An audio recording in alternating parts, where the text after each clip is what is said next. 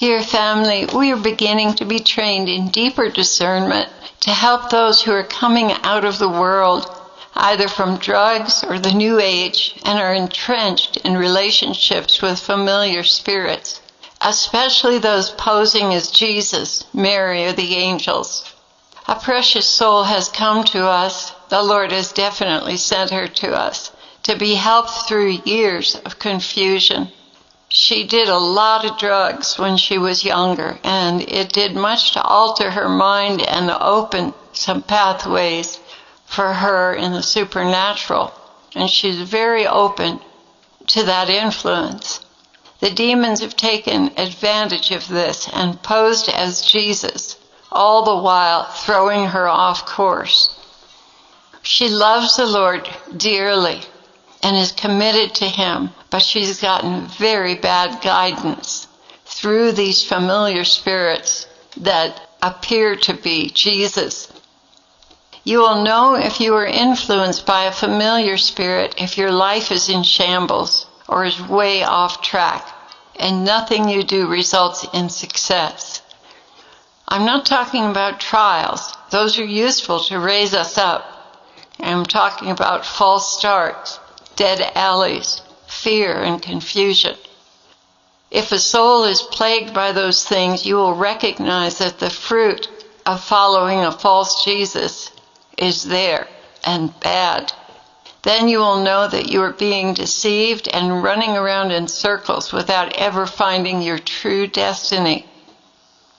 This young lady is one such person. She is even aware of the spirits around her, a huge mass of demons constantly telling her lies. But many times she thinks that they're angels giving her good advice. She is an extreme case, and that is why I've been led to work with her in the following ways. I was in her place 40 years ago, and I can tell you, it is so painful.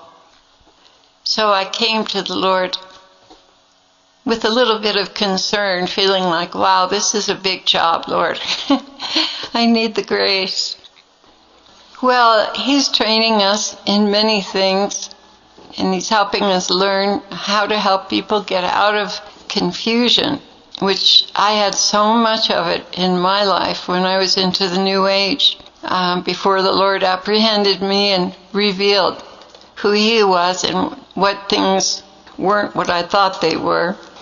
And so I began today, I said, here I am, Lord. I can do all things through You who strengthens me.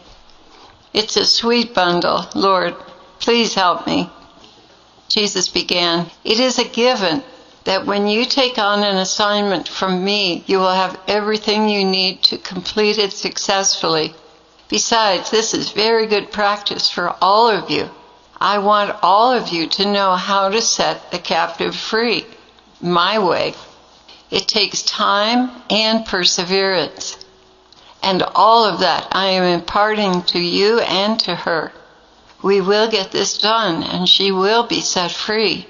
I love her deeply, and I have suffered much over her captivity. She has also some wonderful gifts I want to raise up. This is a holy project.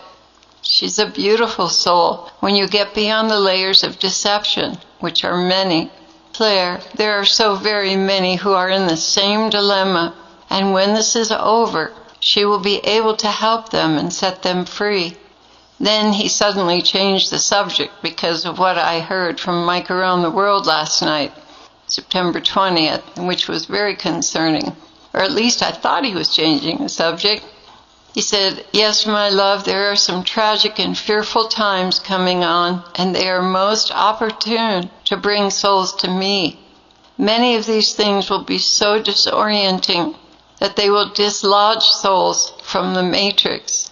And by that I mean the monotonous and stagnating, reoccurring circumstances of so many who are stuck in normal day-to-day life just to survive. They will be shaken free and off their foundations and will be hungry for answers, eager to find true meaning and stability for their lives. When a soul is completely immersed in me, It matters not if they have a roof over their head or food in their stomach. Their anchor in life is me. I am their everything. Even as the Psalms say, the mountains may fall into the sea, but you will still stand because I'm guarding you. He kind of paraphrased that, but I looked it up. God is our refuge and strength, a very present help in trouble. Therefore we will not fear, though the earth be removed, and though the mountains be carried into the midst of the sea, though the waters thereof roar and be troubled, though the mountains shake with swelling thereof, we will not fear nor be moved. What he's saying there very much corresponds to some of the things Mike from around the world was saying. This dear soul came from the Los Angeles area, so I'm so glad she's not in harm's way. He continued, the interior man, the soul, will hunger for security, and that is what I have to offer them. There are so many I want to reach, beloved, so many. Working with this young woman is going to bring home the tragedy of those that have been derailed in life. My sweet daughter, I have longed to draw you close to my heart. And here he's speaking to the young lady. Without the interference you've been tormented with, you have come to a place where you will receive the help you need to get through this and come out as a victorious, discerning Christian that cares for others in the depths of delusion and despair. Even as Claire has spoken to you and told you of her own struggles with familiar spirits, and those especially who are disguised as me, but are truly vile demons derailing your life, their entire purpose, which they are trained in, is to derail your destiny. The enemy can see the many gifts and potentials in you, and he will turn you every which way then loose to completely stop you from blossoming into the precious and glorious soul I have made you to be. And that's one of Father's expressions, turn you every which way but loose. I was kind of surprised when the Lord used that, but that's what they'll do. They'll maneuver themselves and maneuver a soul with so many deceptions that they get topsy-turvy and confused and don't know up from down. They're very clever and very good at it. They've had thousands of years to work on it. So never underestimate the level of deception you can come under because of the influence of the enemy. You are not just one who is lost in this world. He's talking again to the young lady. You are a precious gift to this community and will bring them much joy and blessing. Do not feel like a burden. You are a gift. Always remember that. The enemy will try to make you feel that you're a burden because he wants you out of there. But just ignore his lies and hang in there.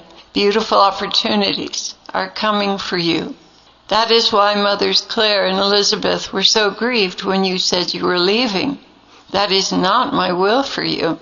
This is your blessing place, and the enemy will try everything in the book and some things that are not even written yet to get you out of there.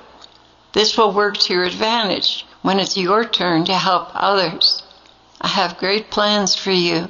Just be a very little girl, observing, never assuming, and allow yourself to be led by my Spirit, working through Mother Claire. For the time being, daughter, nothing you receive can be trusted. Do not assume it is me, because many times it is not. Bring everything to Mother for discernment. She sees things you cannot yet see, but someday will be able to see.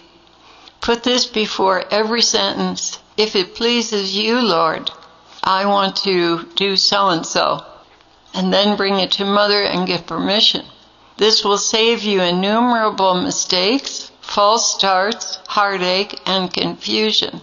By the way, I have determined that you will have a gift and will be known as one who sees through delusion and confusion. Boy, that's certainly something that happens when you have to go through all of this. And I just want to make a note here. I'm not interested in controlling anyone. I'm only interested in seeing the will of God come true in their lives. So the Lord knows this. He knows that I'm not attached. But I'm saying that because we are not a cult.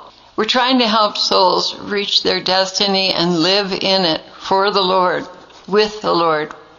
And that's why we send so many out. Once they come here, they get trained, and then they go out to help others and maybe start their own community. That's our whole heartbeat, is to help people find their gift and their destiny and support them in that. Jesus continued, also cleave to my mother, the Blessed Mother. Ask her to take you under her wing, to guide and teach you. Always running it by Mother Claire first. The book that I would recommend for that is The Imitation of Mary. It's beautiful. The Imitation of Mary is all about Jesus and how to please him. It has nothing to do with her. It's wonderful. And that's the hardbound copy by a French author. I can't remember his name, but he's a priest. Because there are two with that name, and it's the hardbound copy from Catholic Press, I think. The demons are not beyond dressing up and pretending to be my mother either. The more unsure you are of your own discernment, the faster progress you will make. If you become stubborn over an issue, it will be a roadblock to your progress in being set free. Try to be supple and ask for an explanation when you do not understand something. If you still do not agree, do it anyway and watch for the fruit. No one is perfect. But if you pray for her and she made a mistake, she'll be grateful to you for your prayers. But if she was right, you'll be grateful for her discernment. Discerning a soul coming from the world is not an easy job. It is very draining. Keep her in prayer always, for I have placed you in her heart, and she will suffer much in setting you free. And for the rest of you on the mountain, I know you've already learned these things. Keep your new member in prayer and President Trump in the forefront of your prayers. That was the end of his message. At the end of the message, I wrote to this young lady, you are never obliged to do anything that is sinful or contrary to your morals and your faith or your conscience. Just make sure that you don't use that as an excuse to get out of doing things.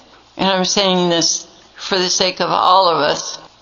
Obedience is not doing everything blindly. It's committing yourself to obeying after you've discerned that you need to be in a certain place, you want to learn a certain thing, then you have to watch and learn what's being done there. If you were drawn to that place, there's a reason for it. But if anyone ever asks you to do something sinful, you are never required to do that.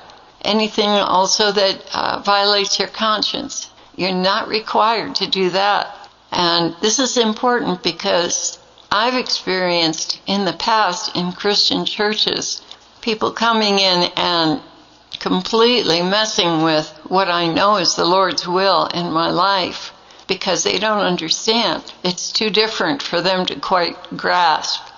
It doesn't fit the norm.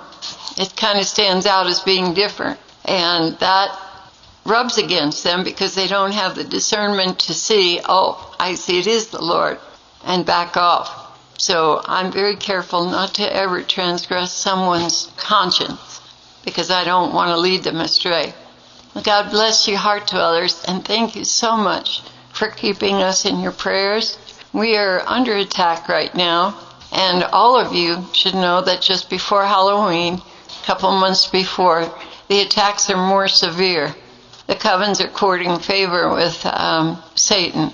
The more nasty things they succeed in doing, the more points they get. So be vigilant, and don't forget to do your binding prayer every day and your armor.